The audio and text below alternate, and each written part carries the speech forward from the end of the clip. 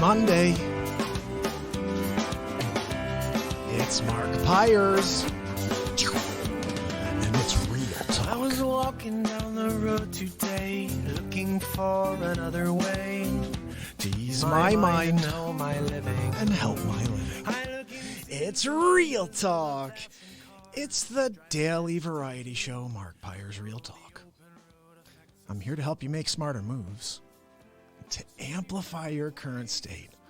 And I'm here with you on day 371 in a row of the Mark Pyers Real Talk show. This is officially the first Motivation Monday of 2020. And what are you doing today? Did you get up out of bed with a fire in you? Because I did. I got up this morning ready to take on the world. And I think you should feel like that every day. You know you only get one. You only get one today. At midnight, this day is gone forever. And you should really not think about it much after that either. Don't spend too much of tomorrow thinking about what you did today. Reflect on it before you go to sleep. Remember, I think something we do as humans is just kind of like a collective. Is we overthink, we analyze, and even when we come to conclusions on things, we go back over it again. We're like, oh, well, I know what I need to do here, but let me think about every other option again. It's a frustrating thing. I like to have, it reminds me of Scarface. One time, okay? Just one time. That's all you have to do, man, okay? You tell me one time. I don't need to hear it 10 times. And you don't need to go over it 10 times. It will make you crazy. If you could start really reflecting each night, going over it all, and then starting with a clean slate every morning. So you're living as much of your moment as possible. You know, whatever time you're spending in your head is taking you out of the time you should be spending in this moment. And it's something we all do. I'm not saying that I can keep myself away from the craziness of life, because we all get knocked off a track all day, every day. Someone said something to me. I got a phone call with news that didn't go my way. Whatever it is, you're always being knocked off of that path you're on. And you know what? I tell you, we're aiming for happiness. Well, a lot of people think happiness means make lots of money. I don't know, maybe that's what it is for you. Some people it's family. Some people it's a steady job. You have to figure out what it is for you. My man Phil is on. Phil, you make me laugh, my friend. I'm so glad you're on. This is officially day 371. And I'm excited about getting close to 375, guys, and we're pushing up on 400 days in a row.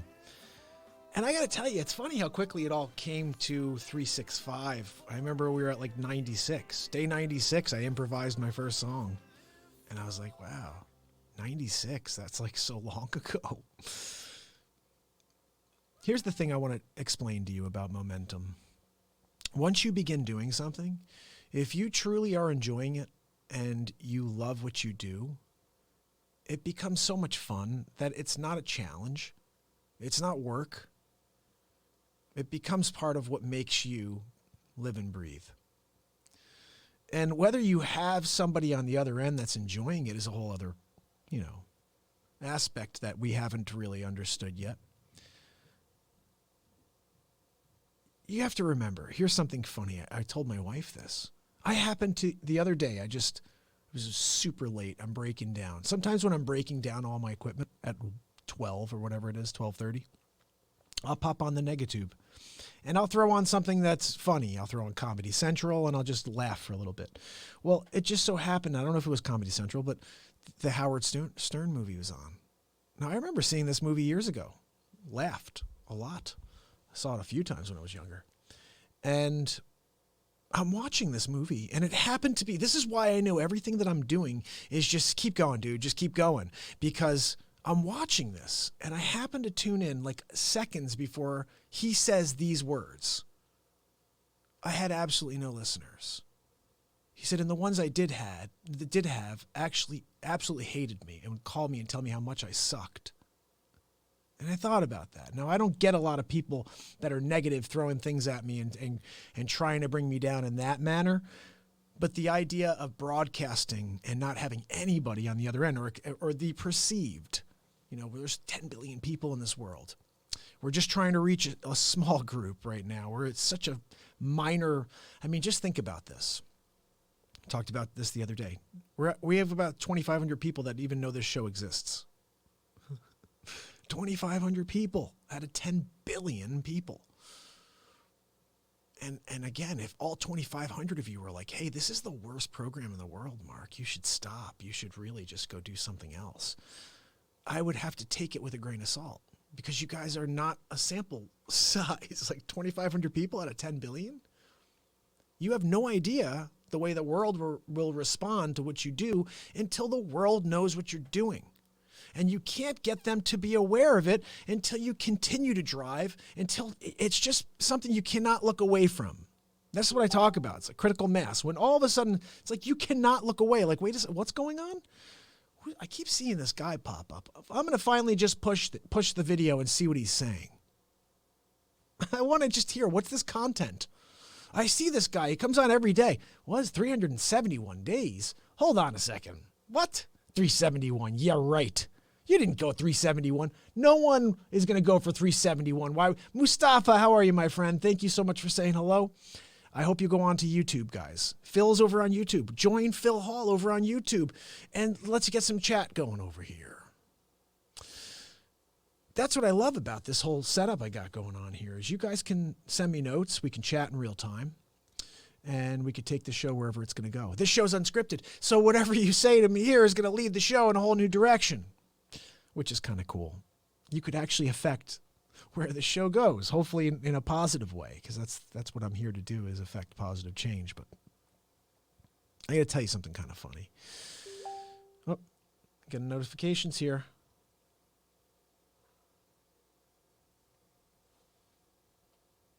My friend Mustafa enjoyed Christmas this year. I'm very happy to hear that, my friend. Very happy to hear that. So, I wanted to tell you a quick story.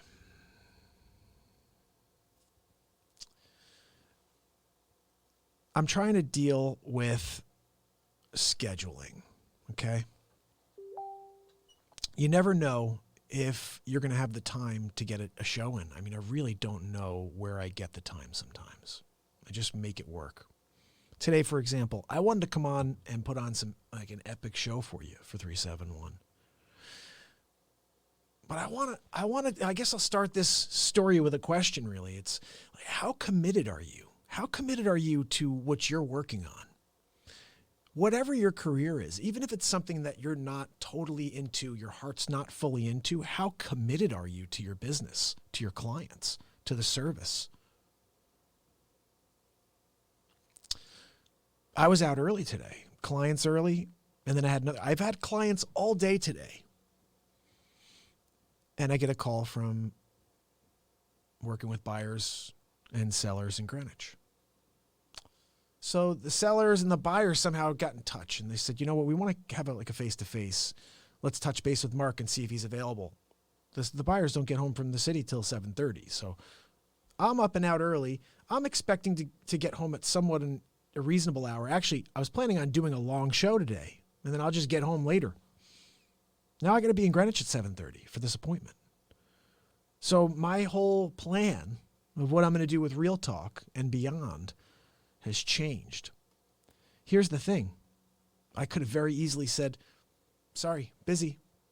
I had Real Talk planned, guys. You should have known. No. Whatever you are doing, if you're committed to your clients, your business, to the service, and they want to try to put a deal together, you drop it. You drop it all. You're trying to put a deal together. That is so much more important than sitting here for another 15 minutes. Guys, I'll do another 15 tomorrow. You know what I mean? When someone calls and they want to put a deal together, I will jump in the car and go. I was saying that yesterday. Hey guys, what's going on? Jeff and Umar, how are you? You guys got to head over to YouTube, subscribe and ding the bell. That's where it sounds and looks best. Let me see what we got over here.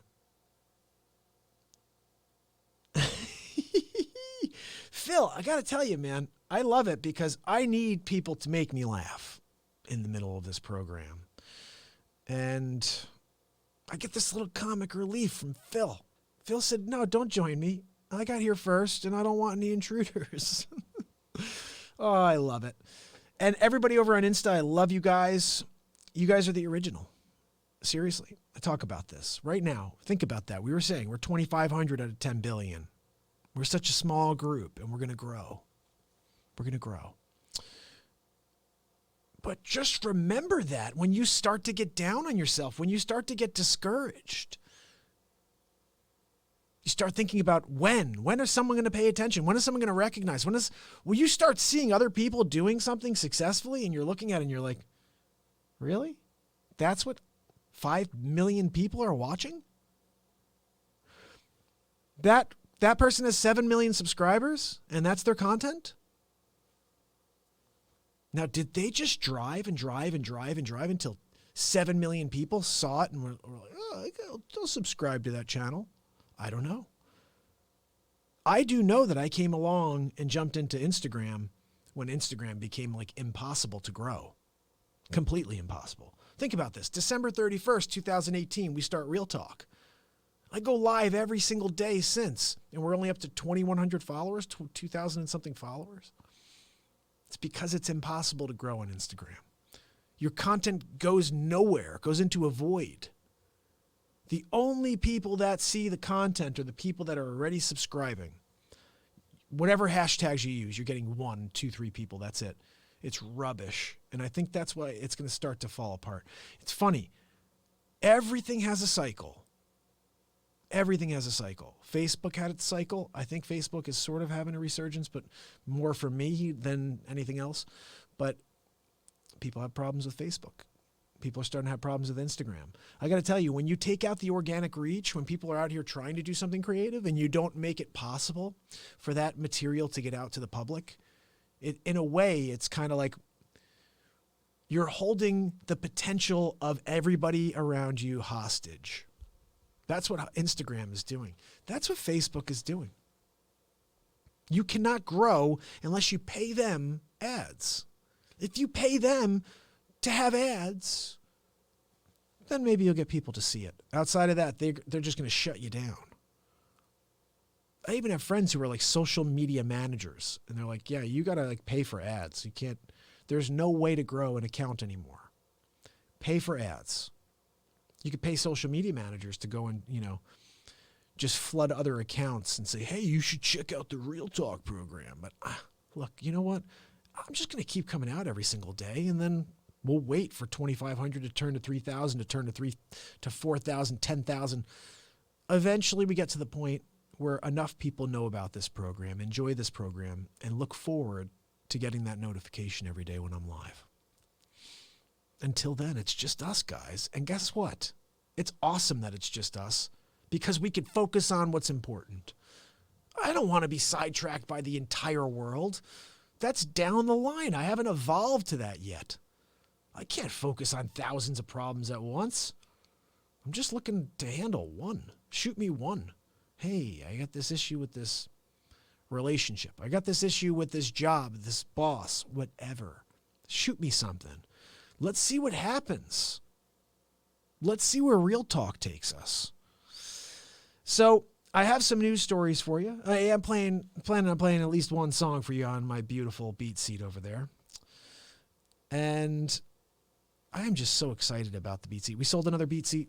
New Canaan Music sold the beat seat. Love you guys at New Canaan Music. I just brought them the one you saw last night, which was my mahogany and hickory beat seat, so they can sell that one. People are starting to dig on it. Look, I only have like 2 stores in the country that have it, and New Canaan's selling some, so that's good. I just called. This is kind of cool. I called over there because when I went there earlier, I dropped off the beat seat, and Phil, the owner, wasn't there. He was actually, I think he was in the back on the phone. And I said, you know what, let me just call, make sure Phil got the beat seat. So I just called before I came on the air, and I said, hey, is Phil in? No, sorry, Phil's not in right now. Okay, is Gabby's the other lady that works? Is Gabby there? No, she's not going to be until Wednesday. Oh, jeez.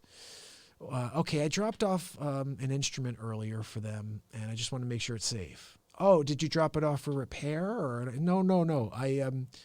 I'm the inventor of the beat seat. I dropped it. You're the inventor of the beat seat? This is what I heard. You're the inventor of the beat seat?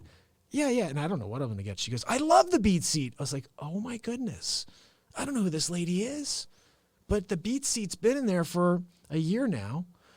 And when I said I'm the inventor of the beat seat, you're the inventor of the beat seat? Like, to me, that was kind of a really cool thing.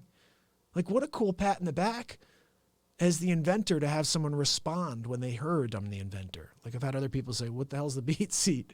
But the fact that the product is in their store, they've experienced what it does, they're selling them, and then I call in just to make sure the newest one I brought in is okay. You're the inventor of the beat seat? Like, that was pretty cool, guys. It's pretty cool. And it's moments like that that drive you further, that keep pushing you down the road. You think about this. You could have 1,000 things against you, and one good thing can happen. It will keep you going. It will keep you going. That's why I implore you to continue to drive and fail. Don't fear the failure. Fear the regret. That's me. I'd fear regret. There are things I look back on in my life, and I still have regret that I didn't try or do or knock on that door or say hello to or just see someone and go and do something. I don't want to live that way. I don't want to look back and have 10 or 15 things that I should have done. I want to look back at a lot of things I failed at and just look at experiences. Like, I have all these experiences. Jeff, what's up, my brother? I got all these experiences to look back at. Even if it's predominantly, if it's 99% failure. I think, and I want to do some more research. I think what I'm going to start doing here is I'm going to start trying to get some high ticket names in here for the Real Talk program. Because what I want to do is start to uncover how difficult it was for them to get from A to Z. How long did it take for you to drive through all of the mess, all of the negativity, all of the discouragement?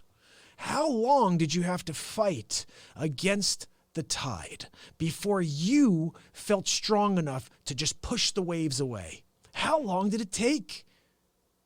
I want to know, because it would just inspire me to continue on even more, but it would just be reassuring, I believe, to just, here's the thing I think you should also understand. When you are doing something that has an impact, you do want some sort of recognition from people who are feeling something, people that are paying attention, that are tuning in.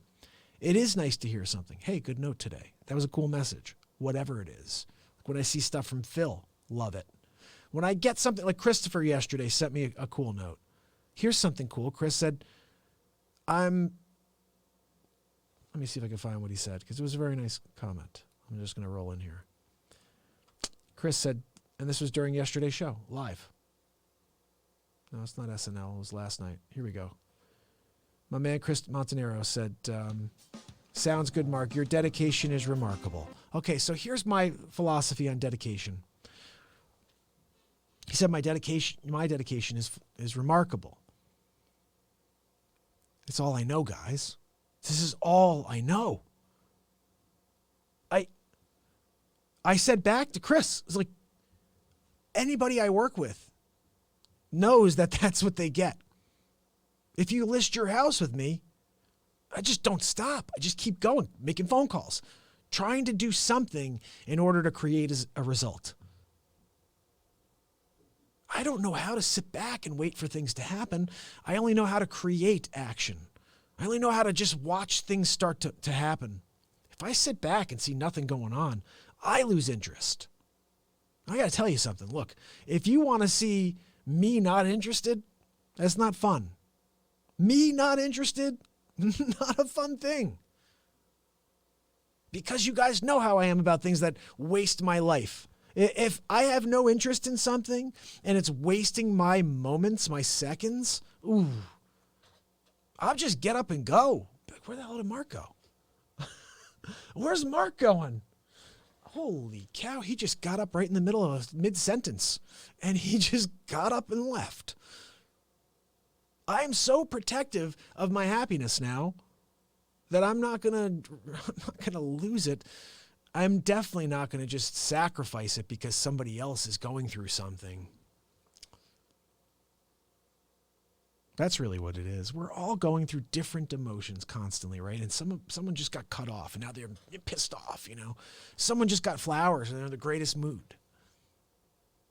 Some kids over there just had their first kiss. And like they're on top of the world right now. And I just ran across them on the way to the newsstand, whatever. There are all these different situations and experiences going on around us. And this is what most of us are doing. I don't have my phone, but this is what most of us are doing. Walking by it. Like, oh, I got to text this. I got to check this text. Guys, check this out. Look at this screen. So cool. Look at that. Oh, man, that's awesome. Not this. Not all this. No. This 5.8 inch screen. Yeah, what's going on? Oh, yeah, no, let me check. Freight train going by. The Holy Mary coming down from heaven. Gunshots. What is going on? Like, are we seriously like in a world where we're so into our cell phones that we are not aware of what's going on around us, the dangers around us? There are people on the street just like, oh, there's cars? That's right. I forgot this is 2020. I thought it was 1748 and there were carriages on the road. Like, we are so in our own heads, in our own world. And then we assume that everyone's thinking about us. Like, this is a funny thing that we do as realtors. Like somebody will buy a house and I'll be like, why didn't they think of me? Why didn't they use me to buy that house? I work very hard. Not only that, I'm going to get them a better deal. Like, why didn't they think of me? Because they're not thinking about anybody. They're thinking about themselves.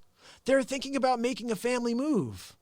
They're not thinking about, ooh, I got to make a family move. Let me call Mark Pyers. They should, but they're not. They're not thinking that way. They're thinking, I need to get from A to B. Let me go on Zillow and I'll call that guy. I could be their best friend. And they'll still just be like, oh, I got to go do something. They don't even think. It's a weird thing out there. But we blame them at the same point. Like, I see that all the time. I don't like that person anymore. They didn't use me. I'm like, look, listen, you can't go through life holding grudges. And I got some grudges I can hold. Honestly, like family members that didn't even use me. That is like a grudge situation. And it hurts, guys. It hurts, especially when you have 3 young kids and you're out there trying to hustle in order to create something, just to keep them in the home, keep food on the table, whatever. You're driving and working so hard for that. And when the people who you think should care about you and want for you to do well don't even think about you and don't want you to do well, it's a very, very weird thing. Now, maybe they do want you to do well and they just didn't think about you, like I'm saying. Could be. But my philosophy is families should think about each other. Families should think about each other. Listen, if I was going to be putting money in the stock market, I got multiple family members, brother-in-laws, that are in the stock market. They're finance guys. Guess who I'm giving my money to? I'm not calling H&R Block and saying, hey, can you give me your top guy? Ooh, I need the top guy at H&R. I see, this is how little I know about. Goldman Sachs. Give me your top guy at Goldman. Hold on. Give me the top guy at Goldman. No. I give it to someone that I care about. Someone that I want to make money off of my money. What's with this world? Everybody's so greedy. They don't want anybody else to do well. But if we're all doing well, it's a happy society. I'm looking forward to living in that society. My man, Joel Kell. Love you, brother. Thank you for the like. I love having Joel on. But seriously, we have a lot of work to do. And we're going further away from what we should be talking about. We're moving further down the road of negativity and anger and hate. And division, mind you. Can I just say, let's put labels on everything. Oh, you're this, and let's have 96 bathrooms. Like, labels on everything. It's amazing that this is what's going on with our society. How do you expect people to not have issues, mental issues, when you go around categorizing everybody? Oh, you're this and you're that. No, you're not part of our group. You didn't make the cut, buddy. What a messed up world we're starting to move towards. Everything is categorized and labeled. Now, here's the thing, human. We're human. We make mistakes. Let's mislabel this one. Let's call him this when he's really not that. Now this little girl, this little boy goes through his first 12, 15 years of his life being told there's something wrong. It's a problem, guys. Come on. Start thinking logically. These are children.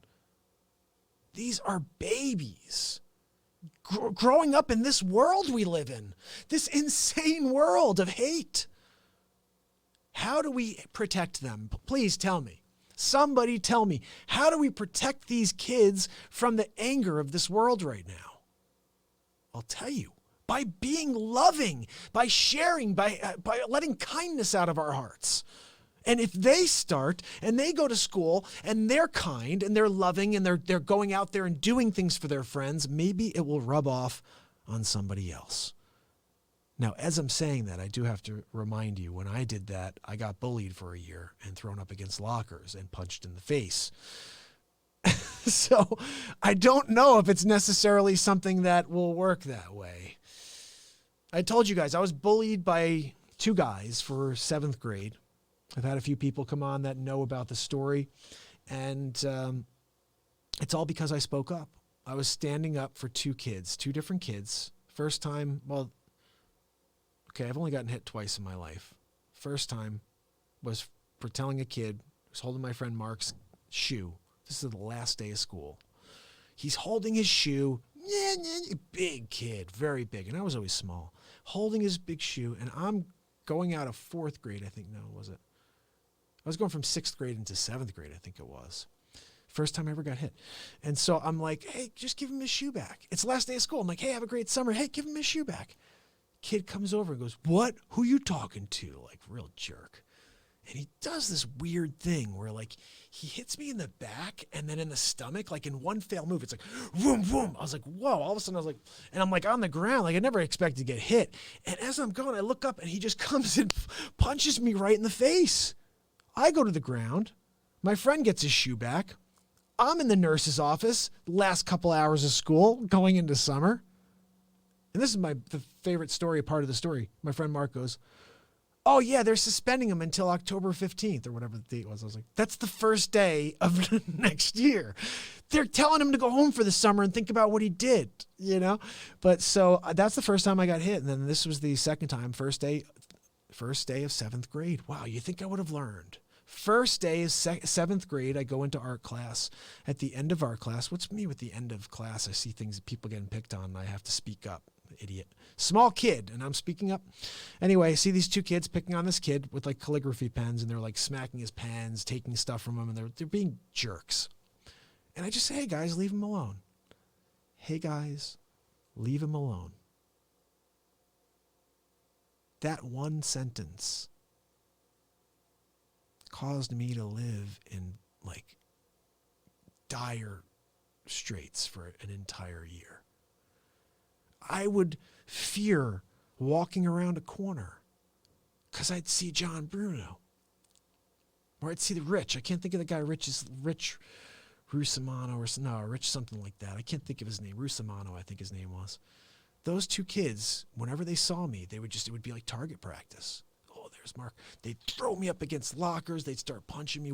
2 guys. One's holding me, the other guy's punching me. And this happened for an entire year, and I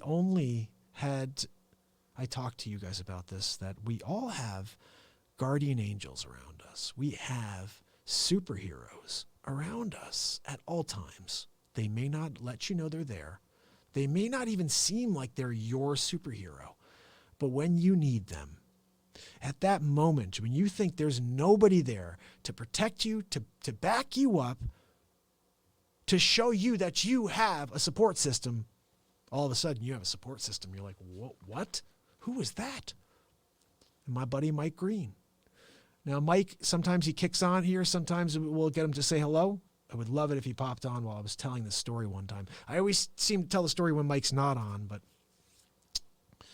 Mike was my guardian angel. Mike was my superhero in 7th grade. And I would be like, this was the thing. We had A, B, C, all the way through G, wings. This was a massive intermediate school. And I was in A wing. My friend Manny and I were out in the hallway. I remember Manny, all these kids, they used to sit around and laugh. They'd be like, oh, they just watched me get beat up. It was like a thing. It was a thing. Like the entire wing would stand around in a circle and watch me get beat up. And all I had was Mike Green. And I'd be there up against lockers like this, just getting hit. I never hit back. I was always afraid to hit back because I felt like if I hit them, then they're really going to beat the hell out of me. So I'd sit there and just take it. And all of a sudden, like through the crowd, because there's a crowd, through the crowd, I see like that. And I'm like, what the hell? Mike Green coming through the crowd. He's got a freight train. He's moving this guy out of the way. He throws his backpack on the ground. He grabs John Bruno. He throws him up the locker. He throws the other guy over there. And he's going like this. He's punching that guy. And he's going like this, like that. And I'm standing there and I'm going like this, like what the? And Mike Green, my superhero. Mike Green comes out of nowhere. He's like, do. I was like, oh my goodness. 2 guys. He would fight them by himself. What kind of person would do that?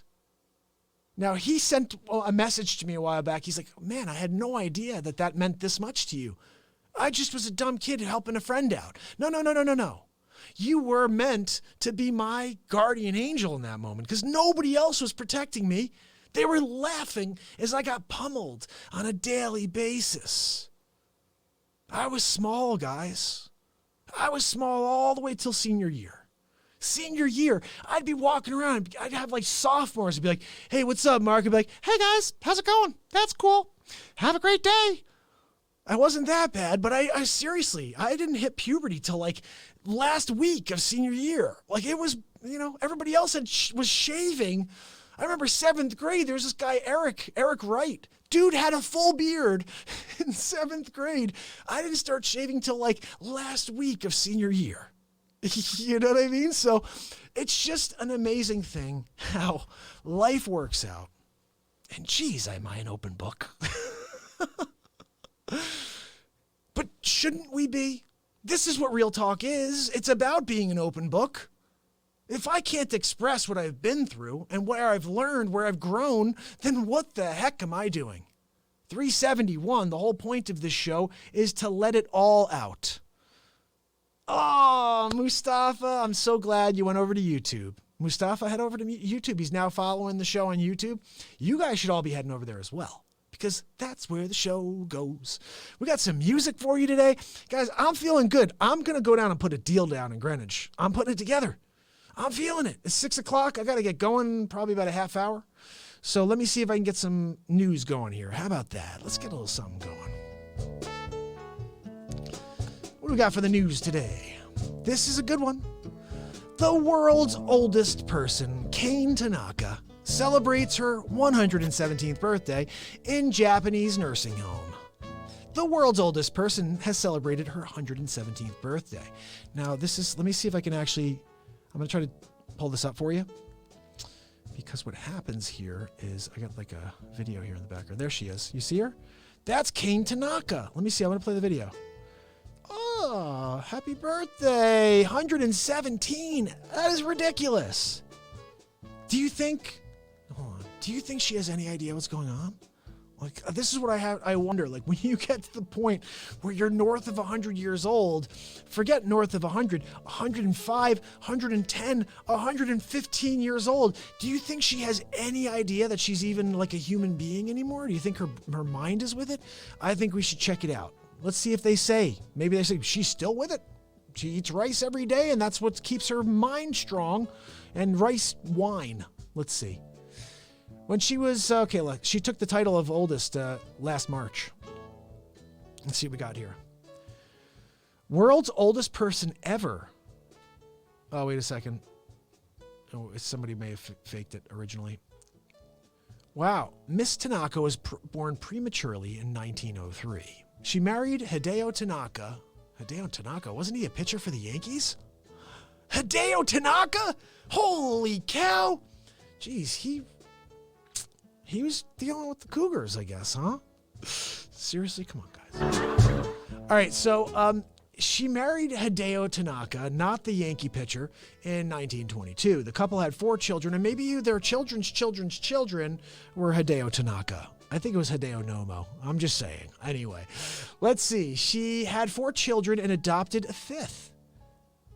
She has 5 grandchildren and 8 great-grandchildren. Miss Tanaka wakes up at 6 a.m. each morning and likes to study maths and calligraphy. So, yeah, she's still with it. She regularly beats nursing staff at board games. She's like probably the smartest person in the world. I'm impressed, lady. Good for you. 117 years old. God bless. That's all I can say. I hope I get 100 years. That's all I'm hoping for. Just 100. Look, I don't want 117. Just give me 100. Actually, I really don't want to ever leave this mortal coil, but look, we're here until we're not. So this is very scary, guys. I'm not sure if you see what's going on in Australia. I'm really worried, especially I have lots of friends out there on Instagram and on Facebook too, just people I've gathered with over this last year, and my heart goes out to everybody there. And it's just a scary world. Like, what is going on? We have wildfires there in California. You know what that is? Like, it's the sign of times, guys. You guys ever read the what's that book? The last book in the Bible. You guys know what I'm talking about. It's not good. The apocalypse. Not a good thing. The Irwins are working overtime to help save the animals hurt in the Australia bushfires. The Australia Zoo, which is home and office for crikey, it's the Irwins, stars Terry Bindi and Robert Irwin, has treated more than 90,000 animals injured in the fires ranging across the continent. The family of the late Steve Irwin shared on social media. The patients at the zoo hospital have included koalas, platypuses, possums, isn't it opossum? Whatever. Possums, flying foxes, and bats. And the ones that have survived have been extremely fortunate, considering an estimated 500 million mammals have been killed since the fire started in September. Guys, 500 million mammals? I saw like an overhead shot. It's like a drone shot of Australia. It's probably like a outer space, maybe from the International Space Station or something. It's like all on fire. So say a prayer or just think a good thought. See if you could donate to the Red Cross or any service, anybody who's there helping. Do what you can. Especially anybody who can. If you have the ability, the means, step up, okay? These are human beings that need our help, and mammals and birds and koala bears. It's so sad, guys. I can't even read this. It just kills me. Let's move on to the next. Now, this one made me laugh. We got to get a laugh in here, guys. We need a laugh. Now, who saw the movie with Will Ferrell and what's his name? Kevin Hart. You know what I'm talking about? Scared Straight movie? Where he's basically like, Will Ferrell's going to be going to jail. And so he hires Kevin Hart, who happens to be a parking lot attendant, to teach him what it's like to live in prison. Darnell, that was his name in the movie. See, it's funny that I even remember that. And Kevin Hart has to pretend that he's been to prison, even though he's like never done anything wrong. He's like just like a very good, like hardworking guy he's an entrepreneur. He's got visions. And it's like, it's a proof of how some people are very racist. Like he automatically assumed that he's just like been to prison. And so that's the movie. And now it looks like Lori Loughlin has officially hired her own Kevin Hart, Darnell, so she could learn how to shiv somebody in prison. Look, Lori, how about you just go and do your time and then go home? How about that? I don't think anybody's going to bother you. They're talking about this is like white collar, right? You're going to go in there. It's going to be like a bunch of people. I think when Martha Stewart went to jail, it was like baking competitions. So I don't know where they're sending her. I don't think they're sending her to like maximum security to what's one of the worst prisons out there? I don't know. Can't think of any of them.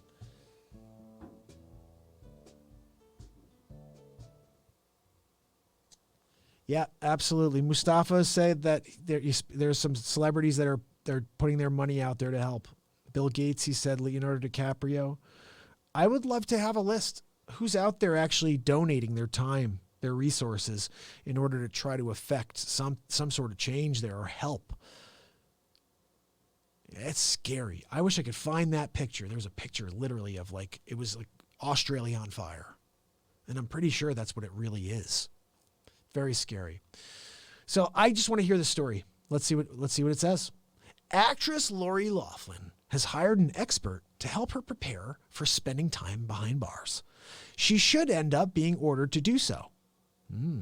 She has someone who is advising her what to do in case she loses her case and goes to prison.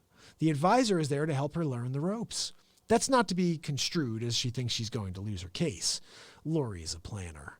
And she's doing what she needs to do for all contingencies. She's like preparing for a part. Ugh. Loughlin, who could spend up to 45 years in prison. Oh my goodness, really? How come Felicity Huffman got 30 days and she can get 45 years? Could someone explain to me? Someone tell me what's the difference between her and Felicity Huffman? Is there a difference, or did she do something much worse? I don't get it. Let's see. Let's see what she says. Table manners are different. Social interactions are different. Here on the outside, eye contact is a good thing. You meet someone and you shake their hands and you stare them in the eyes. In prison, you might not do that. You don't want to challenge someone. 2019 was a tumultuous year for Loughlin. In March, news broke that Loughlin and her husband, Italian fashion designer Massimo Giannini, I don't know how you say that, are included in a group of parents who are accused of facilitating their children to cheat on college entrance exams and bribing college administrations and administrators to recruit their kids as student athletes. Let's see. Giannulioli, I don't know how you say that, and Loughlin allegedly bribed University of Southern California admissions officials with $500,000 to make their daughters, Olivia Jade and Isabella Rose, appear as rowing team recruits. Look, and I don't need to read all of this, but I'm just trying to figure out why she's up for 45 years and Huffman got 30 days. Somebody explain that to me. Someone let me know, okay? I really don't care too much. They shouldn't have done something stupid. You mess with the bull, what do you get? You guys know what you get. You get the horns. So I think, was that the last one? Oh, no. This was supposed to be the first story. I'm sorry I didn't get to this until now, guys, but let's see where we are. Yeah, here we go.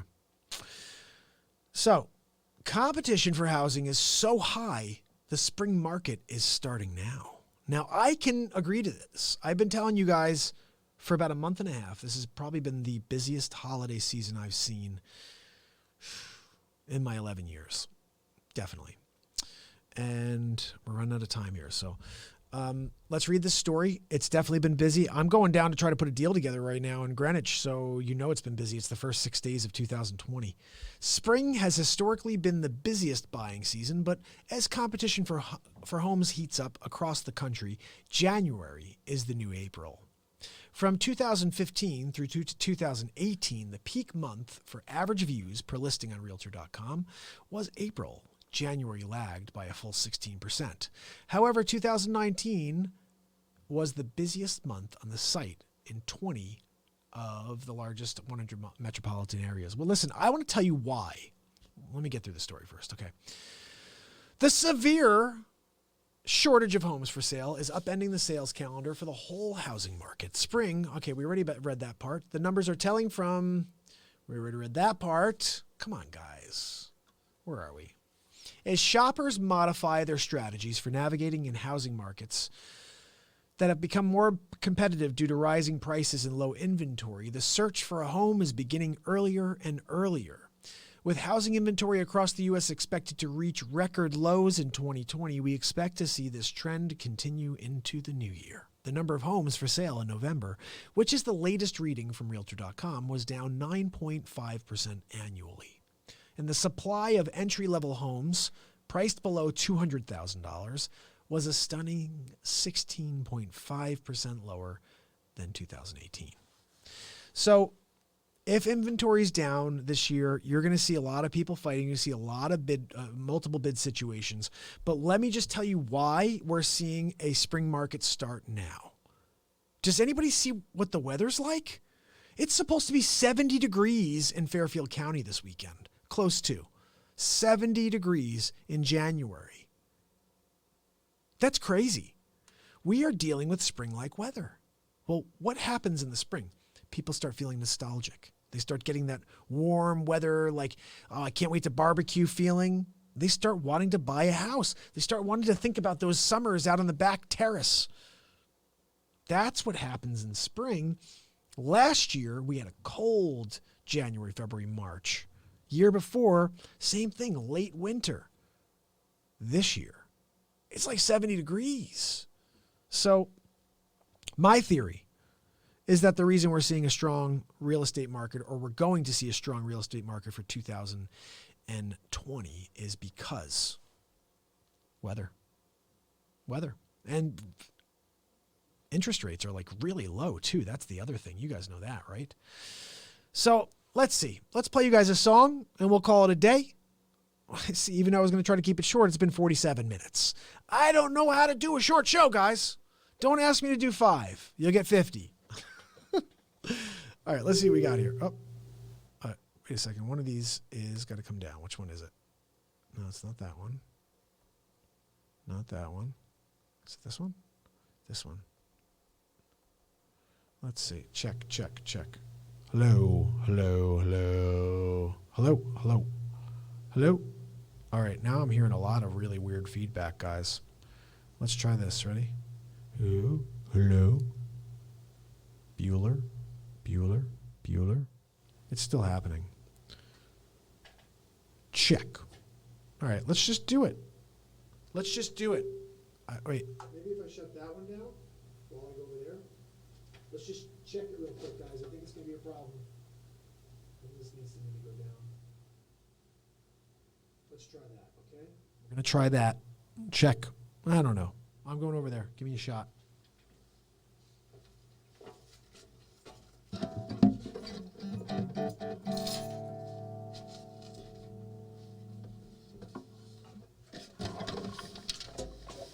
Check. Okay, I don't have anything going on over here. Hello.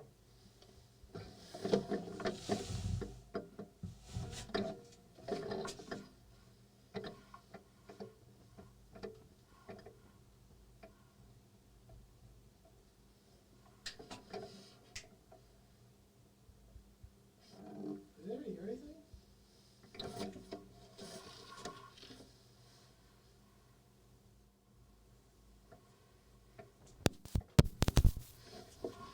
I don't know if that's even working. Check.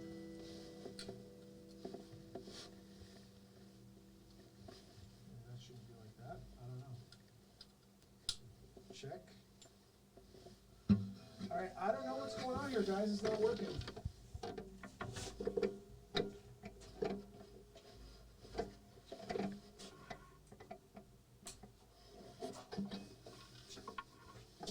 Hello. All right, I don't know what to tell you. All right, it looks like the music isn't working for some reason. I don't know why. I don't know what's going on with that thing. That's really weird. So I'm not getting any audio out of that microphone. I'm going to have to figure it out later. But also, I'm getting feedback unless I put that one down. So I'm going to play you an instrumental because obviously the audio is not working for the microphone, but we can still do something. So let's give it a shot. All right, just instrumental.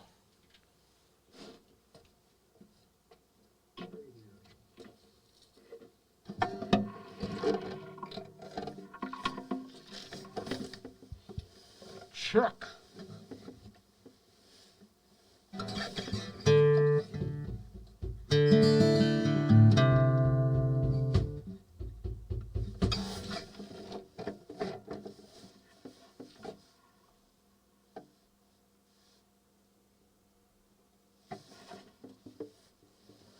All right.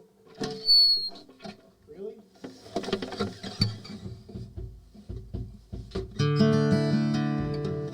Check.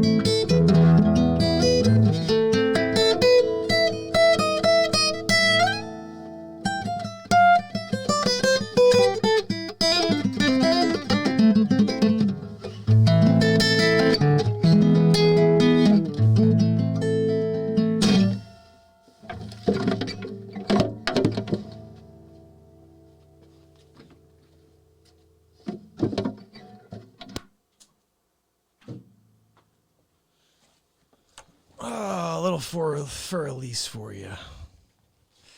I love the fur Elise. Yeah, I took guitar lessons for 6 months just to learn that. Never learned how to play the guitar. I don't know how to play it. I know chords.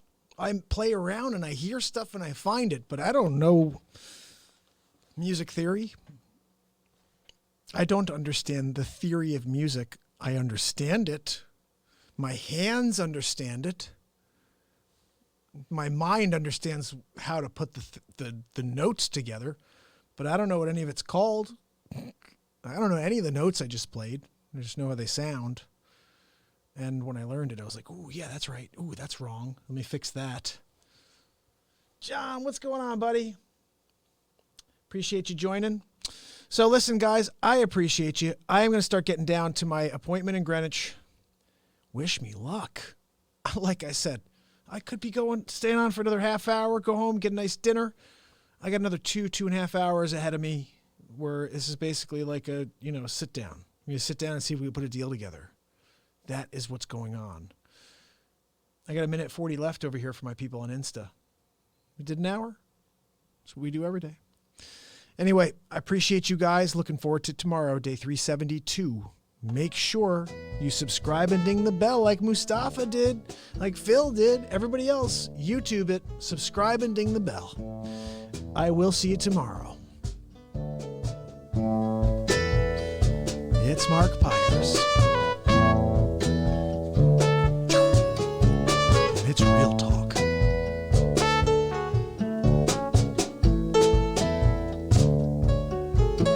I get the beat seat going.